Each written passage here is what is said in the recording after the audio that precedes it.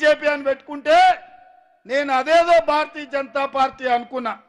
నిన్న మన బీజేపీ ఆయన ఒక ఆయన పెళ్లిలో కలిసి నవ్వుకుంటూ చెప్తున్నాడు, అన్నా మాది బీజేపీ అంటే భారతీయ జనతా పార్టీ కాదు, బ్రిటిష్ జనతా పార్టీ.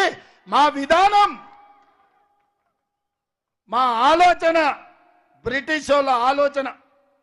జాతుల మధ్య, మతాల మధ్య, ప్రాంతాల మధ్య, భాషల మధ్య, మనుషుల మధ్య చిచ్చు పెట్టాలి, విభజించాలి, గద్దెనెక్కాలి, దేశాన్ని దోసుకోవాలి. ఇదే విధానం. అందుకే ఇవాళ భారతీయ జనతా పార్టీ 400 సీట్లు అడుగుతుంది. మా దామన్న స్పష్టంగా చెప్పిండు, ఎందుకు కావాలనే 400 సీట్లు?